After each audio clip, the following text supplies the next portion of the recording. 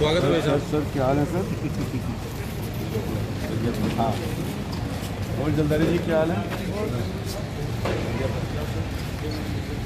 जी और इंदिरा जी क्या हाल है? इंदिरा जी आपके? बिल्कुल ठीक है भाई साहब, आपका बहुत बहुत स्वागत है। आपका आशीर्वाद आइए अरे पत्रिका भास्कर सारे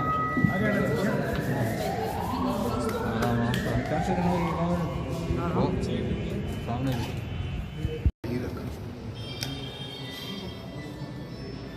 हमेशा कांग्रेस ने लोकतांत्रिक तरीके की धज्जियां उड़ाने का काम किया।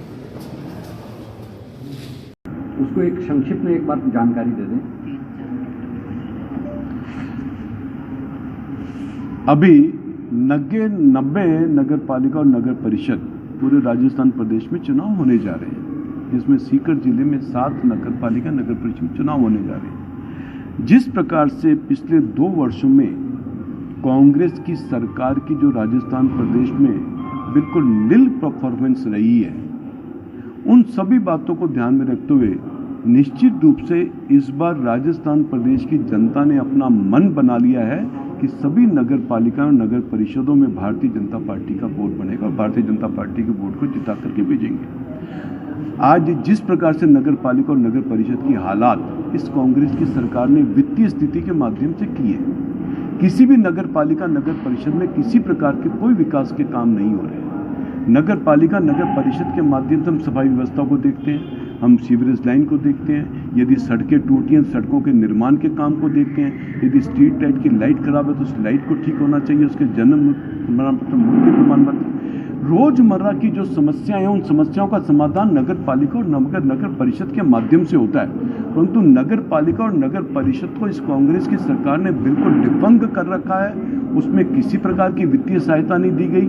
इसके कारण सारे काम ठप पड़े हैं। यहां तक कि अमृत योजना जो केंद्र सरकार की योजना है, जिसमें पैसा केंद्र सरकार देती है, मोदी जी दे रहे हैं, फिर भी उस योजना के तहत इस राजस्थान प्रदेश में इस कांग्रेस की सरकार कोई काम नहीं करवा रही। उस योजना के तहत हम सीवरेज लाइन का काम करवा सकते थे, हम सफाई व्यवस्था को दुरुस्त कर सकते थे, इससे ये हम जल की आपूर्ति को पूरा हम कर सकते थे। परंतु आज प्रदेश की सरकार कोई योजनाएं बना करके केंद्र सरकार को नहीं भेज रही जिससे कि वहां से पैसा आ सके। परंतु हमारी पूर्ववर्ती सरकार थी, पूर्व मुख्यमंत्री आदरणीय वसुंधरा राजे जी ने इस अमृत योजना के माध्यम से पूरे राजस्थान प्रदेश को सीवरेज लाइन से जोड़ने का पूरा प्रोजेक्ट बना दिया था। उस पर 50-60% काम भी उस पर हो गया, काम चालू है, परंतु पिछले 2 वर्षों से वो काम भी बंद पड़े। प्रदेश सरकार उसमें भी अपना इंटरेस्ट नहीं ले रही। यहां तक कि प्रदेश सरकार ने जब पिछली बार विधानसभा का चुनाव हुआ 2018 में, तो कांग्रेस की सरकार ने प्रदेश की जनता के साथ वायदा किया था कि हम किसानों का संपूर्ण कर्ज माफ करेंगे। आज तक किसानों का संपूर्ण कर्ज माफ नहीं किया। उन्होंने वायदा किया था कांग्रेस ने कि बेरोजगार युवाओं को 3500 रुपया बेरोजगारी भत्ता देंगे, परंतु कांग्रेस की सरकार ने वो बेरोजगारी भत्ता भी नहीं किया। कांग्रेस की सरकार ने युवाओं के साथ धोखा किया, किसानों के साथ धोखा किया। और जो अच्छी योजनाएं जो हमारी पूर्ववर्ती सरकार की थी, जैसे भामाशाह स्वास्थ्य बीमा योजना थी, उसको भी कांग्रेस की सरकार ने बंद करने का काम किया, जिसके कारण आम गरीब आदमी जो 30,000 से लेकर के 3 लाख तक का अपना मुफ्त इलाज करवा सकता था, वो आज मुफ्त इलाज नहीं करवा पाया। इतना ही नहीं, प्रधानमंत्री आदरणीय नरेंद्र भाई मोदी जी ने आयुष्मान योजना को लागू किया, जिसके तहत वो गरीब आदमी अपना 5 लाख तक का मुफ्त इलाज सरकार हॉस्पिटल में करवा सकता था। उस योजना को भी यहाँ पे लागू नहीं किया। परसों मैंने जरूर अखबार में पढ़ा कि इस आयुष्मान योजना का नाम बदल करके वो उसको शुरू करने जा रहे हैं। इसके साथ साथ हमारी पूर्व मुख्यमंत्री आदरणीय वसुंधरा राजे जी ने अन्नपूर्णा योजना के माध्यम से गरीब आदमी को 5 रुपए में नाश्ता और 8 रुपए में भोजन करवाने की योजना बना रखी थी, करवा रहे थे। उस योजना को इस सरकार ने बंद कर दिया। जितनी भी हमारी अच्छी योजनाएं हैं उसको कांग्रेस की सरकार ने बंद करने का काम किया। यहां तक कि हमारी केंद्र सरकार ने जो अच्छे काम किए उनका भी कांग्रेस विरोध कर रही है, हटाने का काम किया। देश के माथे पे कलंक को हटाने का काम किया, कांग्रेस उसका भी विरोध कर रही है। हमने CAA बिल को लागू किया, जिससे जो हमारे बाहर भारतीय लोग, जो हमारे भारतीय बंधु बाहर अल्पसंख्यक हैं, चाहे वो पाकिस्तान में हो, चाहे वो आपके अफगानिस्तान में हो, चाहे वो आपके बांग्लादेश में हो, वो यदि भारतवर्ष में आते हैं तो हम उसको हमारी नागरिकता उनको देने का काम किया, उसका भी कांग्रेस विरोध कर रही है।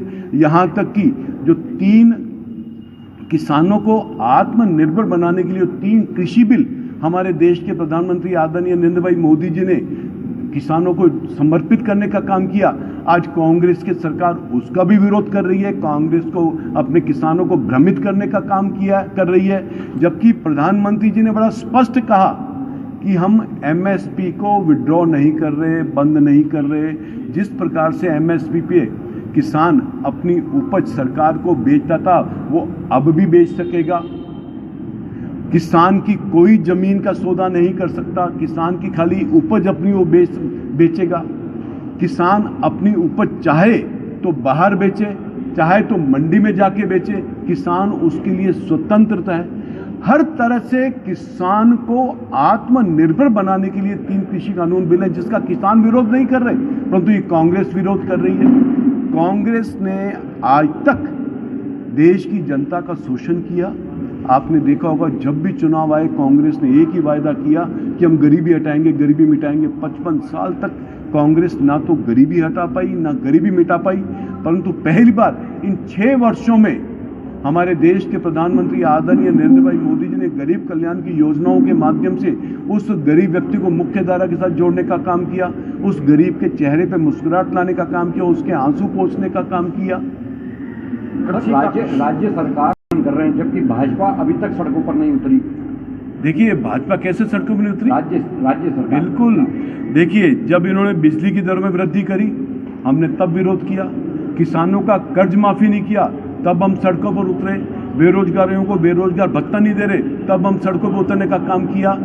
भारतीय जनता पार्टी तो यहाँ तक पहुंची है, संघर्ष के माध्यम से पहुंची है। और भारतीय जनता पार्टी कोई भी सरकार की, राज्य सरकार की जो गैर कानूनी बातें होंगी उसको बर्दाश्त नहीं करेंगे और जनता के बीच में जाएंगे। कृषि कानूनों को लेकर कई बार बैठकें हो चुकी है, कई बार वार्ता हो चुकी है, लेकिन आज तक हल क्यों नहीं निकल पाया? देखिए, जब ये मोटिवेटेड हो जाता है ना, जब इसका राजनीतिकरण, किसी भी आंदोलन का जब राजनीतिकरण हो जाता है ना, तो फैसला होना बहुत मुश्किल होता है। अब कांग्रेस इसमें कर रही है, कांग्रेस भ्रमित कर रही है।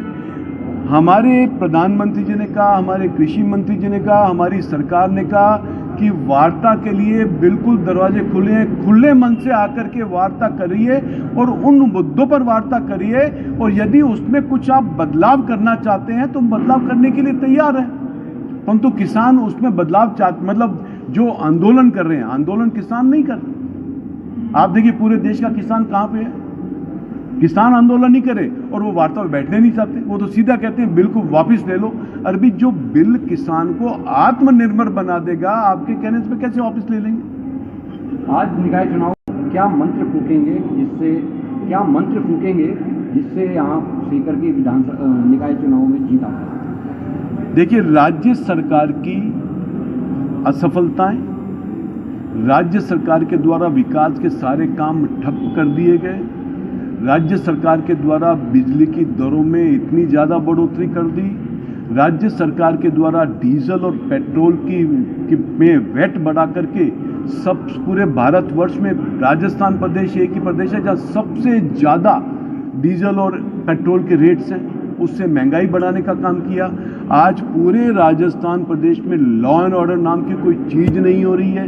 कहीं बलात्कार हो रहे हैं, कहीं डकैतियां पड़ रही हैं, कहीं चोरियां हो रही हैं, खुलेआम गोलियां चल रही हैं, जगह जगह थाने लूट रहे हैं। राजस्थान प्रदेश में आज आम आदमी और विशेष रूप से महिलाएं, बच्चियां अपने आप को सुरक्षित महसूस नहीं कर रही हैं। इन सभी बातों को लेकर के हम जनता के बीच में जाएंगे और हमारी सरकार ने जो अच्छे अच्छे काम किए हुए थे, जिनको इस कांग्रेस की सरकार ने बंद कर दिया, जैसे मैंने भामाशाह योजना बोला, आपको अन्नपूर्णा योजना और भी बहुत सारी योजनाएं हैं, उनको बंद कर दिया।